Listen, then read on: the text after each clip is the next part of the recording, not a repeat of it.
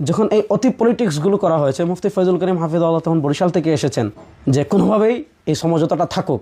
তখন তিনি আব্দুল্লাহ মোহাম্মদ তাহের স্যারের বাসায় গিয়েছেন, গিয়ে বলেছেন, ভাই যেভাবেই হোক আপনারা এই এনসিপি নিয়ে অতি রাজনীতি করে, এনসিপি নিয়ে অতি চালাকি করে দয়া করে আমাদের এই সমঝোতাটা ভাঙবেন না। এনসিপিকে যখন ওনারা ওনাদের মতো করেছেন, ধারণ করেছেন, এনসিপিকে যখন ওনারা ওনাদের মতো আসন দিয়েছেন, তখন আমরা দেখেছি যে ওনাদের আগের যে বক্তব্য, সেই বক্তব্য আর বর্তমান বক্তব্য অনেক ডিফারেন্স। এখন আর ওনারা শরিয়ার কথা বলেন না, এবং খ্রিস্টান প্রতিনিধিদের সাথে ওনারা স্পষ্ট ভাষায় বলেছেন যে খ্রিস্টান প্রতিনিধি এসে বাহির হয়ে যে বক্তৃতা দিয়েছে যে ক্ষমতায় গেলে ওনারা শরিয়া প্রতিষ্ঠা করবেন না, ওনারা এরপরে প্রতিবাদ দিয়েছেন, দিয়ে কি বলেছেন যে দেশের যে সিস্টেমেই চলছে এই সিস্টেমেই রাষ্ট্র চলবে, সংখ্যাগরিষ্ঠ মানুষের মতামত ছাড়া ওনার রাষ্ট্রের কোনো বিধান পরিবর্তন করবেন না। এই সংখ্যাগরিষ্ঠ মানুষের মতামত নিয়ে রাষ্ট্রের আইন পরিবর্তন করতে হবে, এই কথাকে কোরআন সুন্নাহ সমর্থন করে। সংখ্যাগরিষ্ঠ মানুষ ইসলামী দণ্ডবিধি চায় না।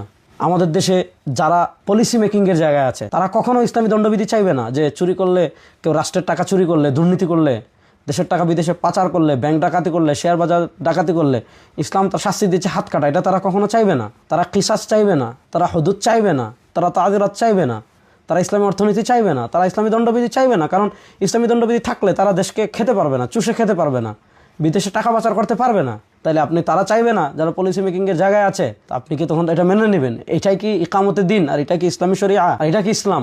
এই সকল বিষয়কে সামনে রেখে ইসলামী আন্দোলন বাংলাদেশ সিদ্ধান্ত নিয়েছে যে আপনি যা বলবেন তাই আমাদের মানতে হবে।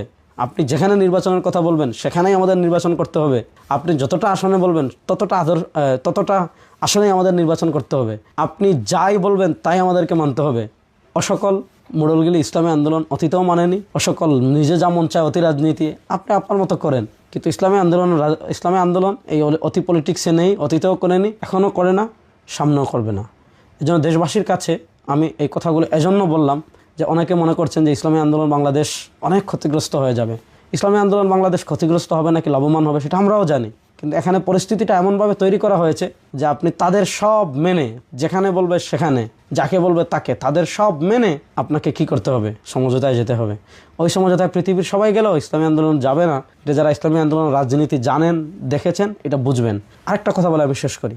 আমাদের মুফতি ফয়জুল করিম হাফিজাহুল্লাহ, যাকে আমরা শায়খে চরমোনাই হিসাবে সারা বাংলাদেশের মানুষ চিনি, তাকে, তার চিন্তা, তার চেতনা, এবং আমরা সকলেই জানি, যখন এই অতি পলিটিক্সগুলো করা হয়েছে, মুফতি ফয়জুল করিম হাফিজাহুল্লাহ তখন বরিশাল থেকে এসেছেন যে কোনোভাবেই এই সমঝোতাটা থাকুক।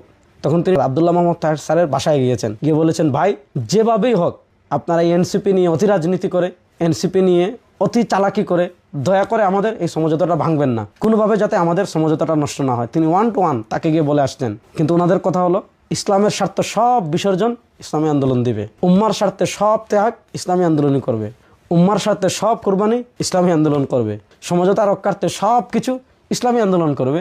কিন্তু ওনারা যা বলেছেন, যে সিদ্ধান্ত নিয়েছেন, যা করবেন, এটা থেকে 1 ইঞ্চিও সরবেন না। এজন্য প্রিয় দেশবাসী, এই সকল পরিস্থিতি সামনে রেখে ইসলামী আন্দোলন ইসলাম, উম্মা এবং রাজনীতির বৃহৎ স্বার্থ চিন্তা করে ইসলামী আন্দোলন দেখেছে এখানে থাকার কোনো মানে নেই, ইসলামী আন্দোলন সরে এসেছে। আমাদের কর্মী যারা আছেন তাদেরকে আমি অনুরোধ করব, আহ্বান করব, আসেন ইনশাআল্লাহ আমরা যে আদর্শের উপর আছি সে আদর্শ নিয়ে আমরা রাজনীতিতে এগিয়ে যাব। আমাদের আমিরের সিদ্ধান্তের উপর আমরা চূড়ান্ত আনুগত্য প্রদর্শন করে আমরা যেখানে আছি সেখান থেকে আমরা ইসলামী আন্দোলনের যে নির্বাচনী ইশতেহার আসছে সেই ইশতেহার নিয়ে আমরা মানুষের ঘরে ঘরে পৌঁছে যাব। আমি সবসময় বলি, আমরা যেই নিয়তে নামাজ পড়ি, যেই নিয়তে রোজা রাখি, যেই নিয়তে হজ করি, যেই নিয়তে জাকাত দেই, যেই নিয়তে তাহাজ্জুদ পড়ি, ওই নিয়তেই আমরা ইসলামী আন্দোলন করি। সুতরাং ইসলামী আন্দোলনের রাজনীতিতে অতি ধূর্ততা, অতি চালাকি, অতি পলিটিক্স এগুলো ইসলামী আন্দোলনের রাজনীতিতে নেই। আমরা যেভাবেই চলছি সেভাবেই এগিয়ে যাব ইনশাআল্লাহ। একদিন না একদিন এদেশে ইসলাম বিজয় হবেই হবে। আসসালামু আলাইকুম ওয়া রাহমাতুল্লাহি ওয়া বারাকাতুহু।